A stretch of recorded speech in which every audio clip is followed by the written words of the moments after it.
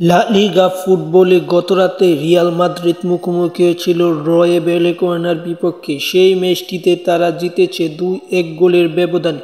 ম্যাচের 30 মিনিটে কিলিয়ান এমবাপ্পের গোলে ম্যাচে 1-0 লিড নেয় রিয়াল। পরবর্তীতে তার ঠিক 4 মিনিট বাদে ভিনিসিয়াস জুনিয়রের গোলে 34 মিনিটে ভিনিসিয়াস জুনিয়রের গোলে ম্যাচে 2-0 লিড নেয় এবং বিরতিতে যাবার আগেই অতিরিক্ত সময়ের 2 মিনিটের মাথায় ডিয়ার্সের গোলে 1 গোল পরিশোধ করে রয়ে ভ্যালেকানো।